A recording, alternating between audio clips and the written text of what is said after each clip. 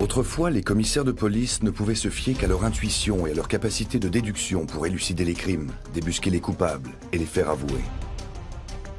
Mais aujourd'hui, grâce au progrès de la technologie en matière de médecine légale, ils sont très souvent aidés par les experts scientifiques qui leur fournissent des indices infaillibles.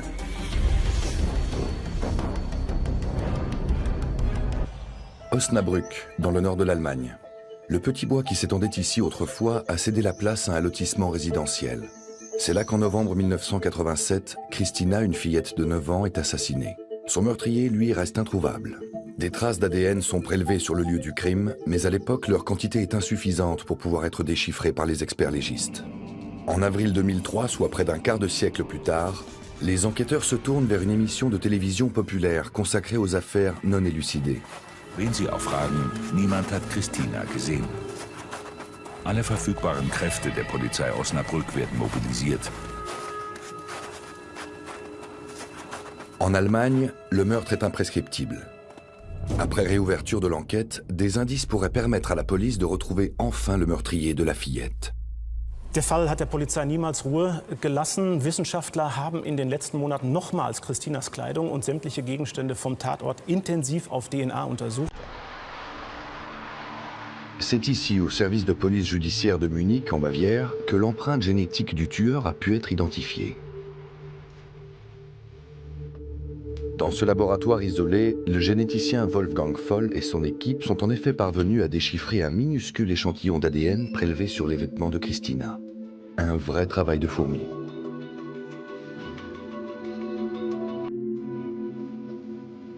Ce sont des cellules de peau qui ont livré de précieux indices aux scientifiques. Mais pourquoi seulement maintenant ? Ce qu'il y a de particulier dans ce cas, c'est que l'ADN retrouvé sur les lieux du crime avait été conservé à l'aide de bandes adhésives qui permettent de garder des cellules de peau intactes presque éternellement et d'éviter toute contamination. Nous sommes finalement parvenus à isoler l'ADN de ces cellules. Il y a 10 ans, une telle opération aurait été irréalisable. Suite à cette découverte, les enquêteurs convoquent plusieurs suspects pour procéder à un prélèvement salivaire et comparer leur ADN à celui du meurtrier. L'avocat du coupable se souvient bien de cette fameuse journée. Les enquêteurs avaient convoqué une cinquantaine de personnes. Mon client figurait parmi eux. Il a reçu un coup de fil et, curieusement, il a simplement demandé où et quand il devait se présenter. Il y est allé. Il a fourni un échantillon de salive et pour lui, il était clair qu'il était sur le point d'être démasqué. Le profil génétique du coupable établi plus de 25 ans après les faits montre à quel point les méthodes médico-légales ont progressé. Un constat qui va bien au-delà de cette affaire.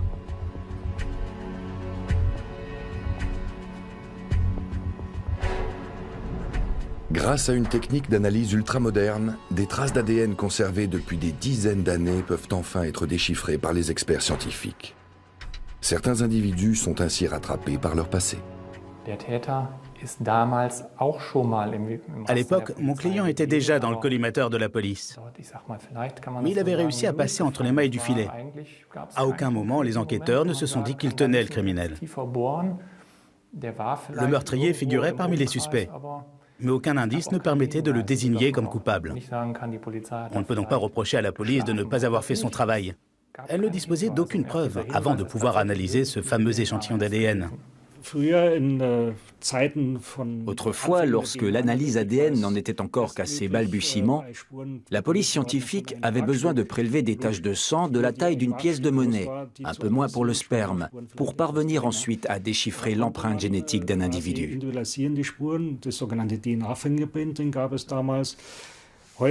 Aujourd'hui, un échantillon d'ADN de moins d'1 millimètre de diamètre suffit. Nous sommes même en mesure d'analyser des traces invisibles à l'œil nu. Il n'est plus nécessaire de respecter un seuil minimum. Dans ce cadre bucolique, au cœur de l'État de Washington, à l'extrême nord-ouest des États-Unis, des experts scientifiques parviennent même à déchiffrer des traces d'ADN à première vue inexploitables. À Spokane, une ville de 200 000 habitants, on résout les crimes à l'aide d'enregistrements vidéo. Grant Fredericks dirige ce laboratoire depuis plus de 30 ans. Même les images floutées n'ont presque aucun secret pour lui. Aucune vidéo n'est inutile. Elle renferme toutes des informations, même lorsqu'elles paraissent inexploitables. Le secret, c'est d'avoir les outils adaptés et de l'expérience.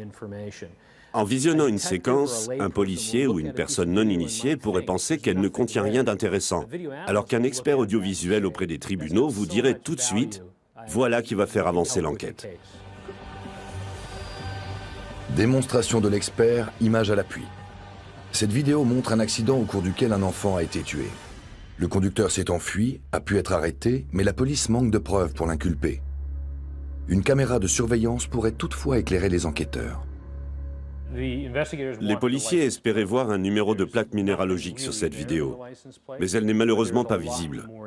Par contre, l'expert audiovisuel que je suis peut fournir beaucoup d'autres informations utiles à l'enquête. Par exemple, dans ce dossier, on avait beaucoup d'images de faisceaux de phare, ce qui correspond au dessin que la lumière forme sur la route et à la manière qu'elle a de se propager. La deuxième voiture que vous voyez à l'écran a un faisceau de phare bien particulier. Il forme 3 halos de lumière sur la chaussée qu'on a pu mesurer. C'est comme une empreinte digitale, propre à chaque véhicule. Il ne reste plus qu'à comparer ce faisceau de phare à celui de 3 véhicules identiques présents sur les lieux de l'accident. Résultat, seule une des 3 voitures possédait le faisceau recherché. Ensuite, les enquêteurs passent en revue tous les véhicules de la catégorie pouvant correspondre parmi différentes marques, modèles et années de production. L'important, c'est de savoir ce que l'on cherche.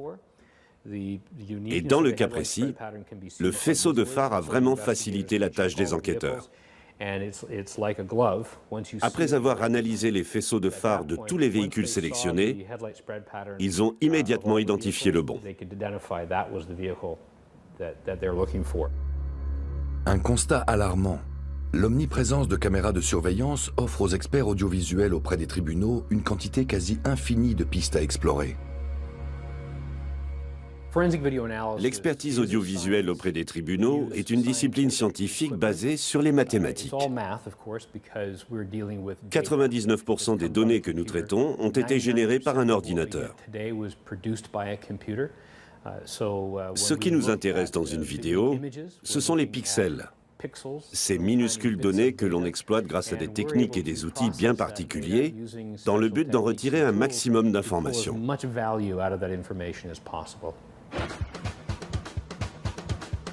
Dans la série policière américaine Les Experts Manhattan, l'ère du numérique va même encore plus loin.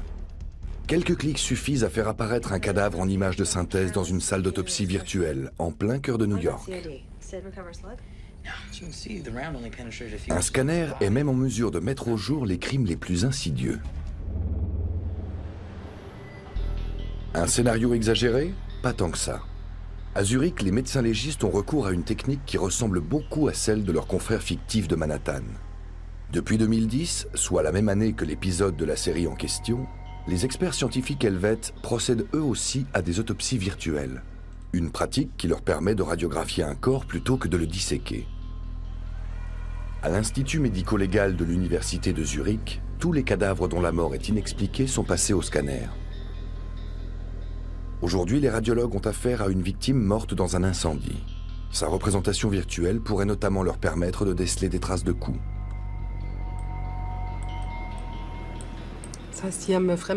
Ici, on détecte la présence d'un matériau étranger sur le côté de la jambe. Là, on peut voir que la victime a subi une petite opération chirurgicale. La cheville semble en parfait état. Il n'y a aucune trace de fracture récente. J'ai aussi vérifié la présence d'éventuels projectiles. Normalement, ils sont radio-opaques et ils apparaîtraient en bleu à l'écran. Tout ce qui est métallique ou radio-opaque est coloré en bleu. Et ici, rien n'indique la présence de projectiles. Après avoir examiné ces vues en coupe, je peux donc affirmer en tant que radiologue qu'il n'y a aucun signe de blessure par balle ni de traumatisme pénétrant quelconque. Nous avons donc affaire au profil typique d'une victime d'incendie. Ces taches noires révèlent la présence d'air due à l'effet de la chaleur dans les tissus mous et ne démontrent en aucun cas l'intervention d'un tiers. Les os ne présentent aucune trace de fracture, de projectile ou d'autres blessures par balle. Dans la série policière française Engrenage, le scalpel reste l'outil de prédilection des médecins légistes. Et à coup d'images choc, les scénaristes n'hésitent pas à en rajouter.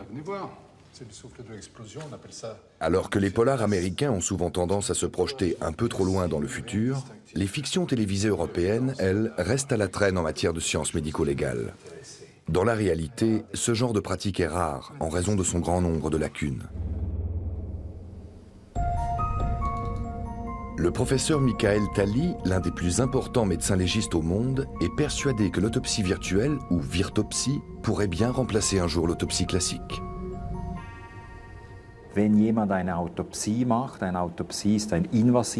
Lorsqu'on procède à une autopsie, pratique qui consiste à faire invasion dans le corps à l'aide d'un couteau ou d'un scalpel, on altère en quelque sorte la tridimensionnalité du corps.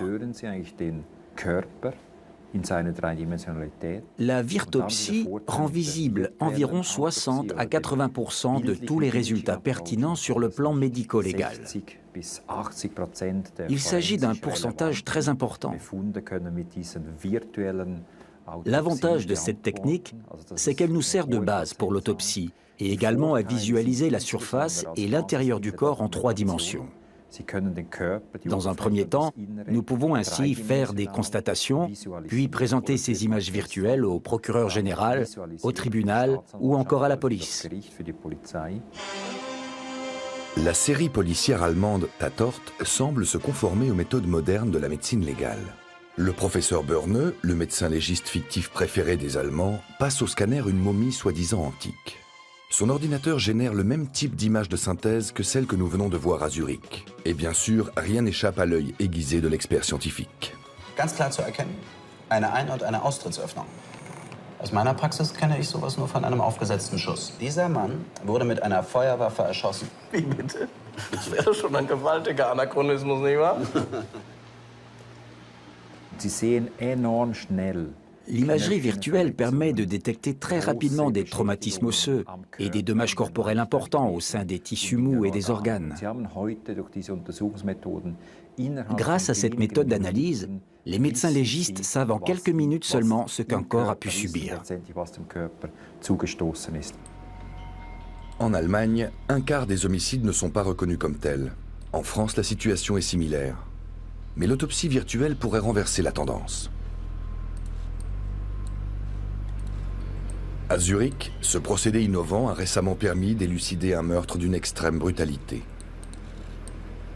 Dans ce cas précis, le scanner nous avait permis de détecter plusieurs objets métalliques dans le corps de la victime. Et nous avons pu indiquer au médecin légiste où ils se trouvaient précisément. Si on observe ces coupes d'images, on distingue à cet endroit un élément radio-opaque. Nous soupçonnions donc la pointe d'une arme blanche. Nous savions que nous avions affaire à une blessure perforante car nous avions trouvé des fragments de l'arme du crime dans le corps de la victime. Nous en avons ici une impression en 3D. On distingue ici un petit fragment au niveau de la main qui correspond à la pointe et au début de la lame d'un couteau. L'autopsie virtuelle nous a donc permis de trouver un morceau de l'arme du crime, qui a ensuite conduit au meurtrier. Les crimes capitaux sont bien réels, mais leur élucidation, elle, nécessite de plus en plus de recourir à des techniques virtuelles. Dans cette enquête sur un braquage de banque, notre mission consistait à déterminer la taille des criminels ainsi que leurs faits et gestes. Ces braqueurs de banque sont cagoulés. À première vue, impossible d'identifier leur visage. Et pourtant, notre expert audiovisuel américain est en mesure d'établir la taille des malfaiteurs au centimètre près. Le suspect au fusil a été filmé dans la même position par 3 caméras, sous différents angles. Ce qui nous a permis de déterminer sa position exacte, ainsi que l'emplacement de sa tête. On a ensuite localisé la position du pixel situé au sommet de sa tête. Et grâce à d'autres caméras, on a aussi pu déterminer l'emplacement de ses pieds. On savait alors qu'il était debout et à quel endroit il se trouvait. Toutes les caméras qui filmaient l'intérieur de la banque ce jour-là m'ont permis de vérifier sa taille sous différents angles et d'être sûr de mes calculs. Jusqu'ici, les photos avaient un inconvénient majeur. Elles sont plates et en 2 dimensions. Mais l'équipement informatique de Grant Fredericks ouvre de nouvelles perspectives. Les images vidéo sont par essence en 2D, donc pas en relief. Mais grâce à la quantité croissante de données, on commence à obtenir nos premières images en 3D. Ce qui signifie qu'un visage ne sera plus visible que d'un seul point de vue. On sera bientôt en mesure de changer l'angle de la caméra et d'avoir une image complète. Retour à Zurich. Ici, les médecins légistes ont recours à la circulation extracorporelle afin d'examiner un cadavre en détail. Parce que les images seraient trop difficiles à supporter, nous procéderons à une démonstration avec un mannequin. La circulation du sang du cadavre est activée une dernière fois pour vérifier si un dysfonctionnement dans les vaisseaux sanguins pourrait être à l'origine du décès de la victime. Nous utilisons la pompe de cet appareil pour injecter au cadavre environ 1500 ml de produit de contraste. On utilise un produit de contraste radiologique classique dont on se sert dans les hôpitaux, ainsi que du polyéthylène liquide, une matière plastique qui permet de bien fixer le produit dans le vaisseau sanguin. Et on mélange le tout.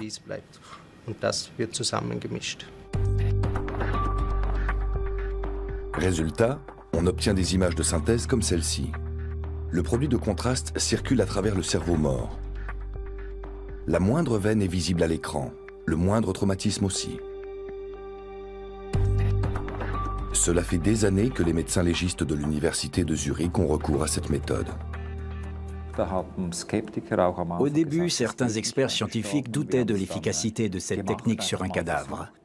Nous avons quand même tenté l'expérience. Et cela a très bien marché.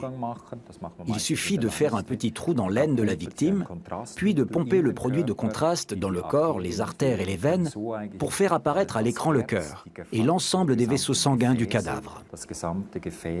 Cela permet de déceler une défaillance, un impact de balle, ou même de comprendre pourquoi l'opération d'un patient s'est mal passée. On peut détecter le moindre défaut ou la moindre petite perforation à l'intérieur d'un vaisseau qui aurait pu saigner.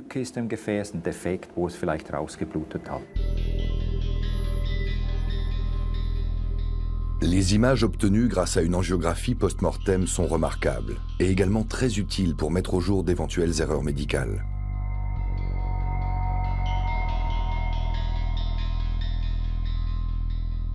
Il arrive aussi souvent que des cadavres anonymes soient livrés à la morgue. Comment savoir alors à qui appartient ce visage en 3 dimensions? Pour les médecins légistes de la série policière Tatort, rien de plus simple. Wir beide, wir üben uns heute in der hohen Kunst der forensischen Gesichtsrekonstruktion. Et comme bien souvent, la télévision fait des miracles. Les scientifiques n'ont qu'à comparer leurs modèles aux portraits enregistrés dans leur banque de données. Nein. Nein. Nein. Ja. Haben Sie gerade Ja gesagt? Ja. Alberich, ich befürchte, ich liebe Sie. Dans la réalité, il reste encore un long chemin à parcourir.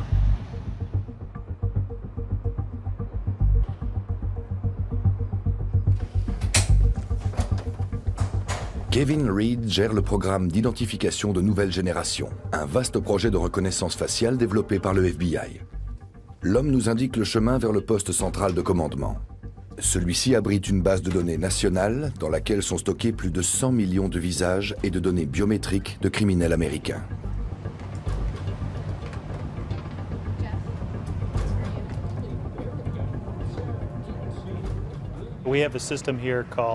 Notre système s'appelle NCIC. Son but est de faciliter la tâche des forces de l'ordre à l'échelle nationale. Il enregistre plus de 8 millions de connexions par jour. Par exemple, Quand un policier interpelle un individu dans la rue, il peut instantanément vérifier dans la base de données s'il fait l'objet d'un mandat d'arrêt ou s'il conduit une voiture volée. 8 millions 8 millions. par jour? Oui. Pourquoi autant? Parce que cela fait partie de la mission des policiers d'arrêter immédiatement tous les individus qui doivent l'être.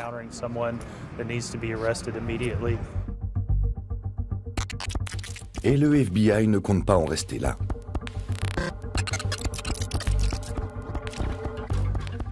Les services de sécurité américains sont prêts à investir plus d'1 milliard de dollars dans un programme regroupant toutes leurs méthodes d'investigation numérique. Un moyen d'accélérer le processus. Dans les fictions télévisées américaines, le logiciel de reconnaissance faciale apparaît comme une évidence.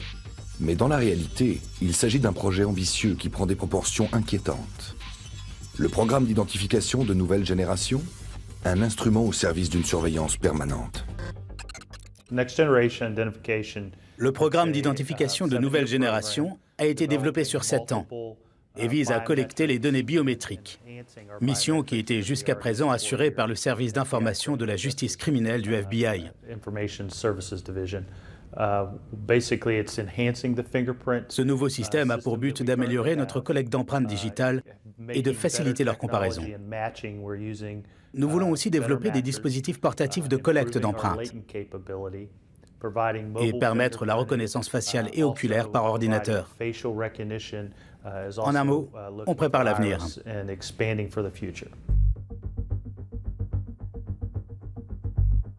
Mais comment un tel système peut-il décomposer un visage humain au moyen d'algorithmes de comparaison? Pour des questions de confidentialité, je prends une personne décédée. Mais le but est de vous montrer les capacités du logiciel en termes de reconnaissance faciale. Voilà une photo d'un individu qui visiblement s'est battu. On voit bien son œil au beurre noir. J'importe maintenant la photo dans le logiciel et je vais utiliser un outil spécifique pour analyser s'il s'agit bien de la même personne. Le logiciel s'appuie sur la géométrie du visage, la présence d'éventuelles cicatrices, l'emplacement des yeux, de la bouche, la façon dont elle s'affaisse, la distance entre le nez, la bouche et les yeux. Il faut poser plein de points de repère sur le visage. Les scientifiques prennent le pas sur les enquêteurs. Ce sont eux aussi qui ont permis de retrouver la trace du meurtrier de Christina. Osnabrück. Die 9-jährige Christina geht zur Schule. Wünsche ich dir einen schönen Tag, ja? Und wir sehen uns dann zu Mittag. Ein fremder Mann auf dem Schulweg. Ist er schuld daran, dass Christina dort verschwindet? Wir haben tatsächlich eine männliche DNA gefunden, bei der es sich möglicherweise um die Täter-DNA handeln könnte. Muss man jetzt sagen, die Untersuchungen sind noch nicht abgeschlossen. Wir müssen da noch weiter nachsehen, aber es könnte natürlich den Durchbruch bringen. Une analyse ADN en laboratoire a en effet permis aux enquêteurs de trouver le coupable. Mais en quoi consiste une telle opération? Dans un premier temps, les scientifiques mettent les cellules de l'individu en présence d'une solution pour détruire leur noyau et leur membrane. Ils vont ensuite s'intéresser à 16 séquences d'ADN en particulier. Pour les identifier, ils doivent scinder l'ADN puis détecter les séquences recherchées à l'aide d'amorces. Pour finir, chaque séquence est copiée plusieurs millions de fois. Les scientifiques cherchent à savoir combien de fois les bases azotées de l'ADN, aussi appelées nucléotides, se répètent dans un ordre précis. Comme par exemple l'enchaînement des nucléotides TCAT. Plus ce tétranucléotide de l'ADN se répète, plus le segment est long. On procède alors à une électrophorèse. Cette technique consiste à déposer des molécules d'ADN sur un gel dans lequel on fait passer un courant électrique. Le gel agit comme un tamis et classe les segments d'ADN en fonction de leur taille. Les segments les plus courts migrent plus rapidement que les longs. On obtient alors une sorte de code barre qui diffère selon chaque individu et détermine son profil génétique. Autrefois, on devait analyser des segments d'ADN bien plus longs. Aujourd'hui, on parvient à déchiffrer des brins d'ADN composés de 100 à 300 bases seulement, contre 600 à 700 autrefois. Il est donc clair qu'en cas de traces d'ADN endommagées, l'ancienne méthode était beaucoup moins efficace que la nouvelle. C'est donc grâce à un généticien que les enquêteurs ont pu mettre la main sur le meurtrier de Christina et l'envoyer en prison. Si le meurtre est prescriptible en France, l'ADN, lui, est impérissable. Celui d'un humain se conserve bien après sa mort. Mais bien qu'il puisse être un précieux indice pour les enquêteurs, il ne permet pas toujours de confondre un coupable.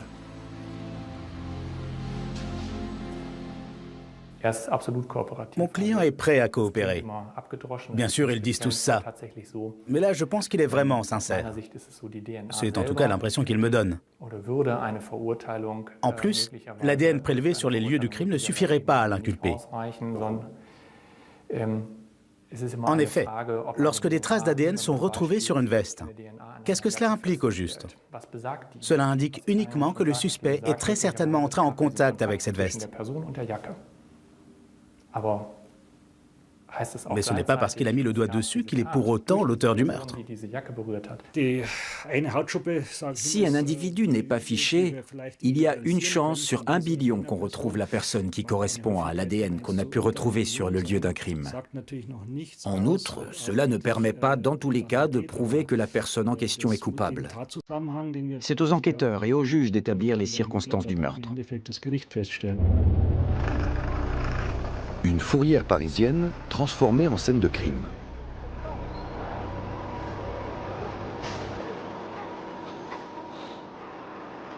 Et action! Bienvenue sur le tournage d'un nouvel épisode d'Engrenage. Les scénaristes de la série tiennent à ce que le déroulement des enquêtes colle le plus possible à la réalité.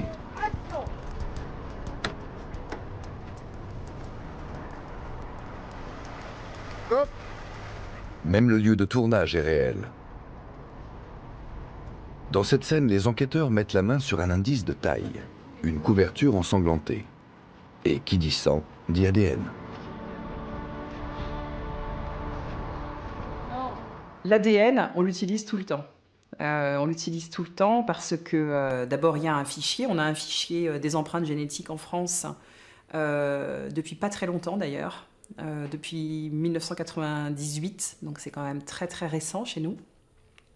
Et l'ADN, effectivement, on l'utilise à chaque fois, dans toutes les saisons, puisque dès qu'il y a soit un cadavre qui est retrouvé, on fait automatiquement une recherche ADN pour savoir si la personne est déjà connue ou si elle est identifiée.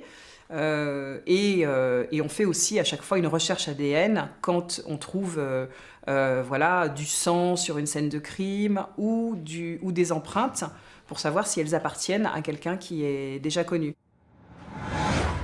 Mais dans cette fiction aussi, tout va un peu trop vite.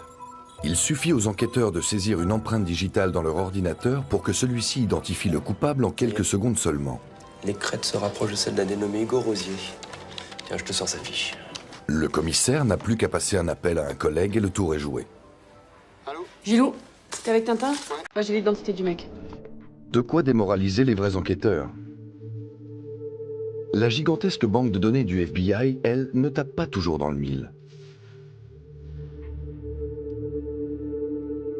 Les puissants ordinateurs parviennent presque à chaque fois à identifier un coupable par le biais de ses empreintes digitales. Mais la reconnaissance faciale s'avère bien plus complexe. Son degré de précision avoisine les 80%. Selon la loi en vigueur sur la protection des données, seuls les individus ayant déjà eu affaire à la justice peuvent être enregistrés dans la banque de données. Une situation qui ne facilite pas la tâche des enquêteurs. On analyse les yeux, les cicatrices, la distance entre les deux yeux et la bouche. Certains individus vieillissent plus vite que la normale.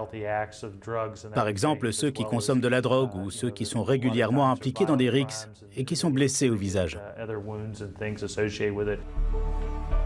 Mais une fiabilité à 80% ne suffit pas à confondre un coupable.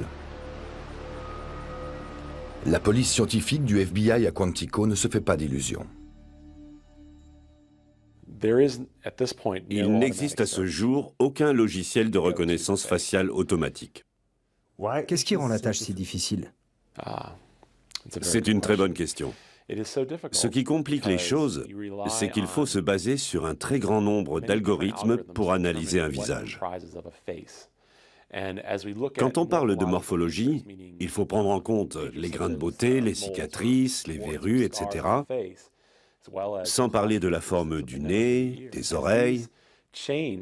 Il suffit donc que la caméra filme le visage sous un angle différent pour que le logiciel ne parvienne plus à gérer les changements. Avec la technologie actuelle, on estime pouvoir obtenir des résultats fiables à 85%. C'est pour cette raison qu'on travaille toujours sur une liste regroupant entre 2 et 50 suspects potentiels, suivant ce que l'expert recherche.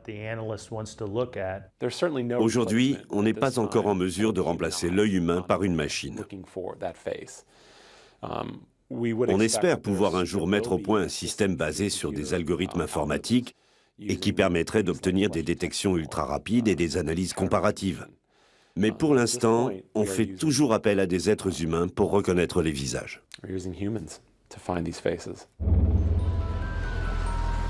Le FBI ne peut donc pas savoir automatiquement où et quand un individu circule sur le territoire américain. À une exception près. À San Francisco, les habitants s'insurgent contre l'acharnement du FBI à collecter des données.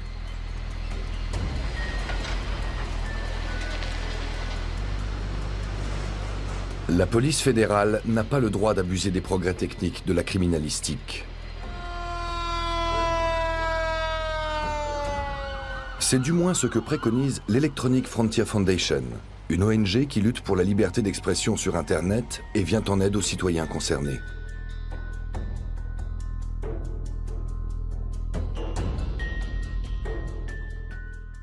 Le FBI et le département de la justice ne s'en cachent pas. Leur but à terme est de pouvoir suivre le déplacement des individus d'un point à un autre. Pour le moment, les logiciels de reconnaissance faciale n'en sont pas capables.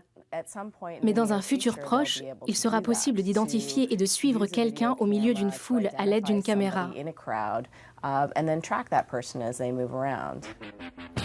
L'idée du FBI n'a pas encore traversé l'esprit débordant d'imagination des scénaristes des experts Las Vegas. Inquiétant toutefois, les ordinateurs ultra performants des enquêteurs fictifs sont capables d'identifier parfaitement un individu à l'aide de n'importe quelle caméra de surveillance. Dans la réalité, ce procédé est loin d'être aussi performant.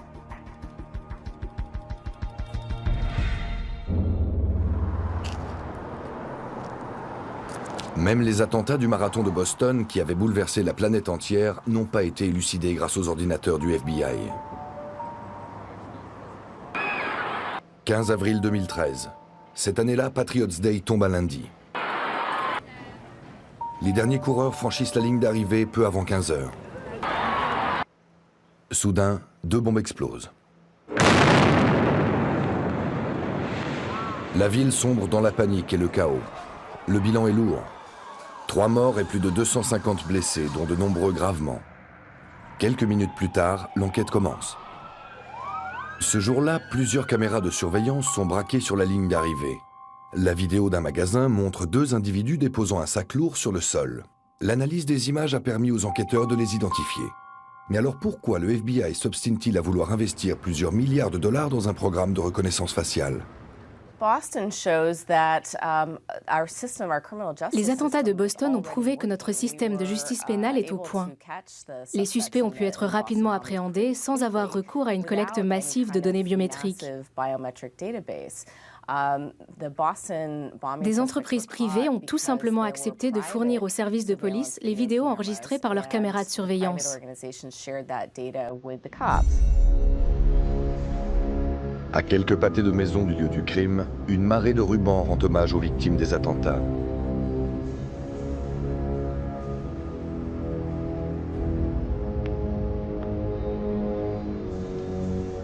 Les caméras de surveillance sont certes utiles pour les enquêtes en cours, mais est-il pour autant indispensable de conserver à long terme les vidéos dans une banque de données? Existe-t-il encore une sphère privée dans l'espace public? Ce qui se passe dans l'espace public n'est pas confidentiel. Un individu qui marche dans la rue est en permanence sous surveillance vidéo. Si un crime a lieu, je pense qu'il est normal que la police ait accès aux données vidéo de la zone pour mener son enquête. Une telle banque de données peut-elle remplacer les nombreuses caméras de surveillance et par conséquent le travail des experts audiovisuels? Voilà une enquête sur un homicide commis dans une boîte de nuit. Les lieux sont équipés de plusieurs caméras de surveillance. L'œil averti de Grant Fredericks parvient à détecter des indices qui, à première vue, peuvent difficilement accuser le coupable.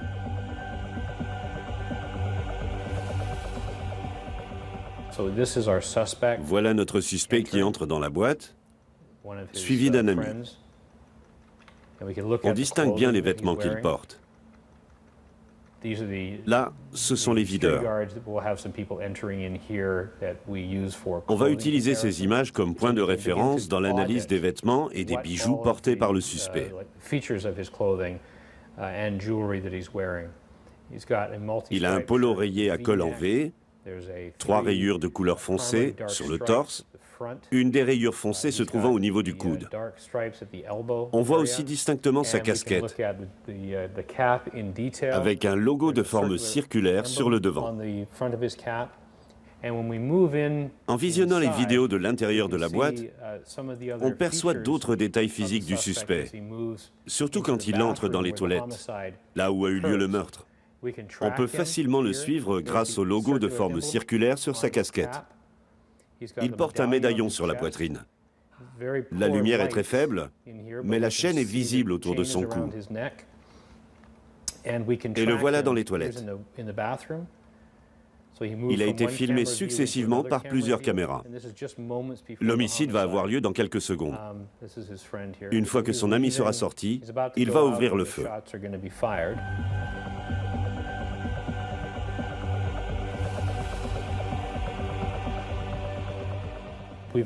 On l'a identifié comme étant le tireur.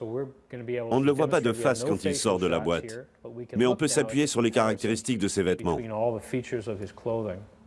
On dispose d'une image nette de son visage quand il est entré dans la boîte de nuit et de tous les détails de sa tenue vestimentaire. Là, vous voyez le tireur sortir après la fusillade. L'image est coupée, on ne le voit pas de face, mais on le voit sortir.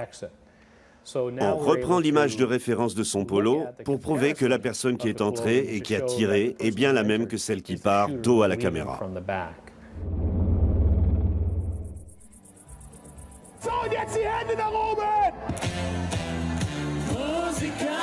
Samedi 17 juillet 2010. Ambiance festive et arrosée à Dörpen, un village de 5000 habitants situé dans le land de Basse-Saxe en Allemagne.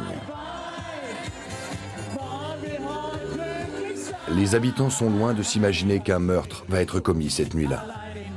Une affaire qui va même être portée jusqu'à la Cour fédérale de justice allemande.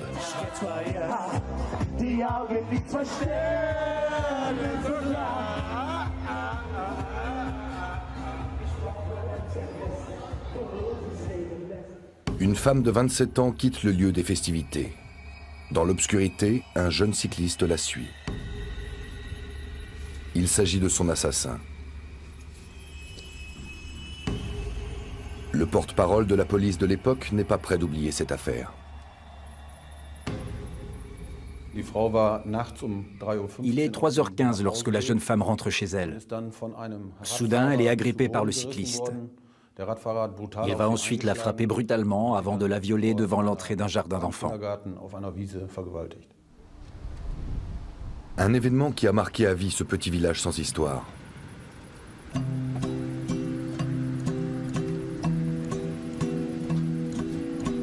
Fini les relations de bon voisinage. Désormais, les habitants se méfient les uns des autres. Les enquêteurs décident de prélever un échantillon d'ADN sur tous les hommes du village. Ils sont persuadés que le meurtrier est originaire de Dörpen ou d'une commune voisine. 2400 hommes âgés de 18 à 40 ans doivent prouver leur innocence.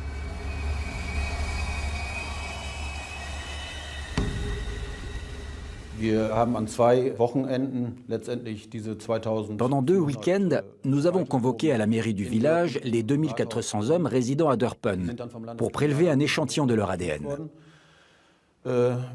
Nous les avons ensuite fait analyser au service de police judiciaire de Hanovre.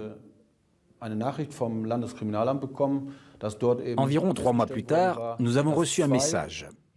Et ce message nous annonçait que 2 des échantillons prélevés étaient très similaires à l'ADN du meurtrier. Mais pas identiques. Non, c'est exact. Les médecins légistes sont formels. Le meurtrier a forcément un lien de parenté avec 2 des hommes qui ont fourni un échantillon d'ADN. Un mineur qui avait lui-même échappé au test est alors placé en garde à vue. La Cour fédérale de justice allemande se prononce à son tour et décide de maintenir l'adolescent en prison, bien que son arrestation se fonde sur une utilisation irrégulière des résultats d'une opération massive de prélèvement d'ADN. En effet, la loi interdit d'établir des liens de parenté à partir d'un échantillon d'ADN. Toute avancée scientifique n'est donc pas automatiquement autorisée par la loi. Dans la série Les Experts Las Vegas, en revanche, tous les coups sont permis. DNA may give us an ID. Les enquêteurs fictifs n'ont aucun souci à se faire. Tous les meurtriers recherchés figurent forcément dans leur banque de données. Pas besoin de s'embêter avec des opérations massives de tests ADN. Les experts de Las Vegas font mouche à tous les coups. Broke your case again. Cette jeune femme aux yeux bleus va participer à une expérience censée démontrer que l'ADN recèle bien plus d'informations encore.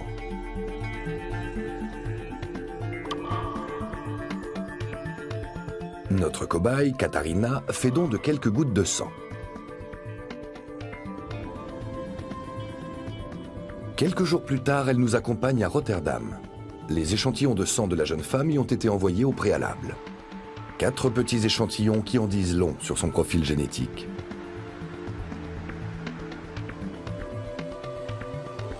Nous sommes attendus au CHU. C'est là que le sang de Katharina a été analysé. Le professeur Manfred Kaiser a pu en tirer des informations stupéfiantes.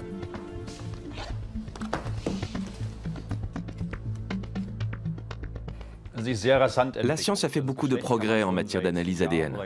Cela fait plusieurs décennies que les scientifiques sont en mesure de déterminer le sexe d'un individu, mais aussi la couleur de ses yeux, de ses cheveux, et tout récemment, encore d'autres petits détails.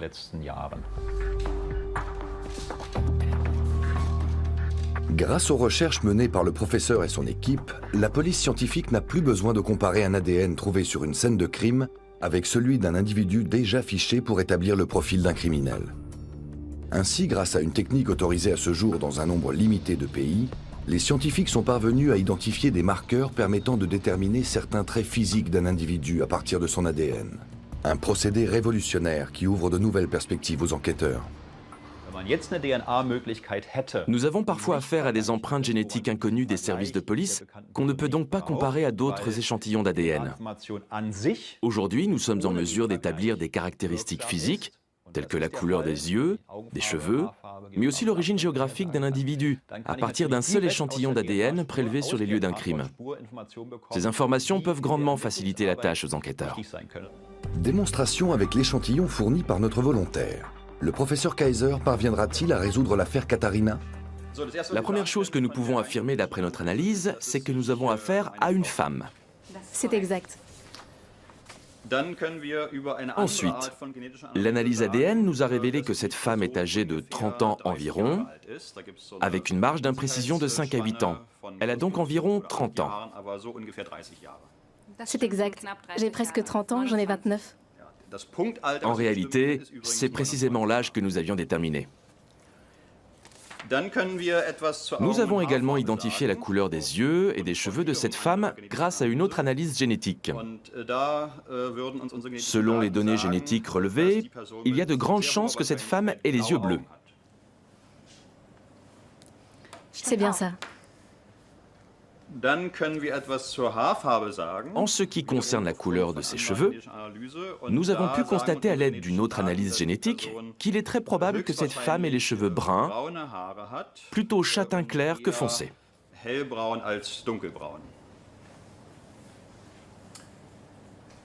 Ce n'est apparemment pas le cas. Je me permets donc de vous poser une autre question. Avez-vous teint vos cheveux en roux? Oui, c'est bien le cas. Et quelle est la couleur naturelle de vos cheveux? Mes cheveux naturels sont châtain clair. En plein dans le mille. Mais en quoi consiste exactement la méthode employée par le professeur Kaiser?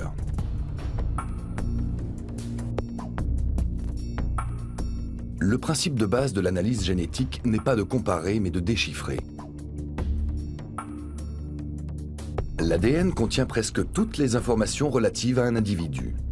Celles qui définissent la couleur des yeux et des cheveux se situent sur quelques gènes, constituées de bases toutes positionnées de manière différente.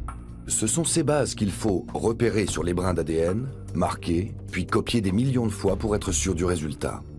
Un procédé permettant de déchiffrer l'information génétique contenue dans chaque enchaînement de bases d'ADN.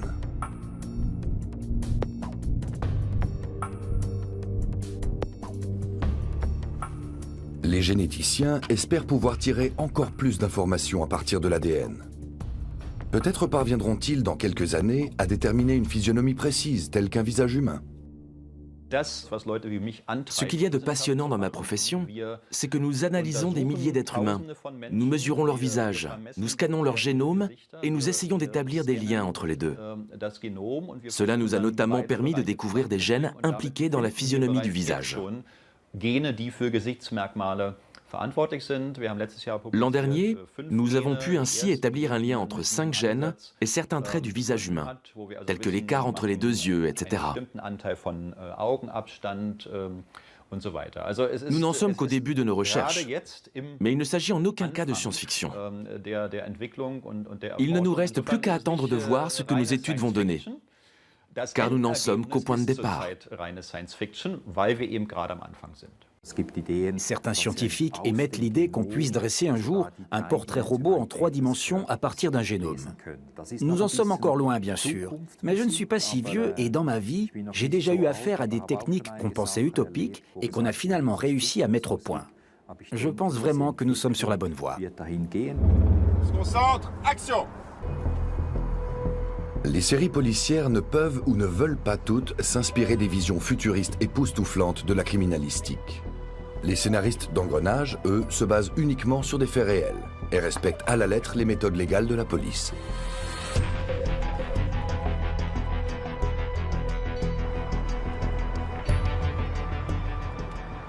Une chose est sûre, c'est que Engrenage suit les évolutions des techniques et des lois aussi qui sont promulguées. Donc évidemment, si demain en France, l'ADN permet de déterminer la couleur des yeux ou la couleur de la peau, ce sera utilisé dans Engrenage. Voilà. Maintenant, pour l'instant, on n'en est pas là. Mais d'ici là, la criminalistique aura à nouveau fait un grand pas. Des robots, commandés par un ordinateur déjà en service à l'Institut médico-légal de Zurich, sont capables de reproduire en images le dernier souffle d'une victime sous différents angles. Une technique baptisée par les médecins légistes modernes, imagerie post-mortem.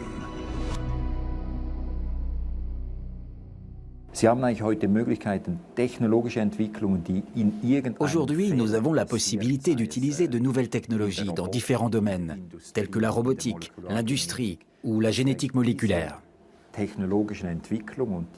Ces technologies qui progressent de façon fulgurante nous poussent à nous remettre en question sans cesse. Nous devons constamment nous demander si nous pouvons les intégrer à la médecine légale et à la criminalistique. En tous les cas, il me semble qu'elles représentent un énorme progrès pour les médecins légistes, notamment en Suisse. Et les étudiants en médecine, par exemple, ne considèrent plus le médecin légiste uniquement comme quelqu'un qui autopsie des cadavres.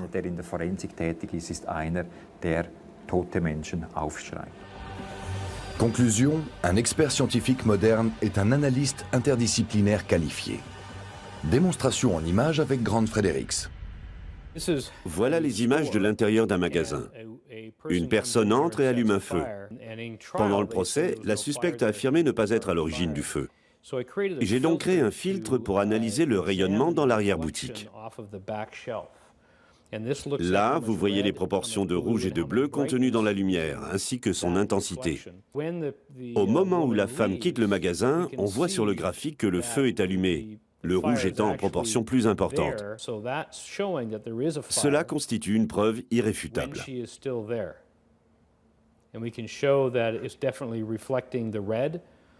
Et puis après son départ, on aperçoit les flammes. Ces preuves ont été présentées au jury et la femme a rapidement été reconnue coupable d'incendie volontaire. Le flair infaillible du spécialiste américain a de quoi faire rêver les experts de Las Vegas qui s'en remettent entièrement à la toute-puissance de leurs ordinateurs. Alors qu'il suffit aux experts fictifs de quelques clics pour élucider tous les crimes, les médecins légistes réels, eux, voient plus loin et misent sur une technologie encore plus pointue.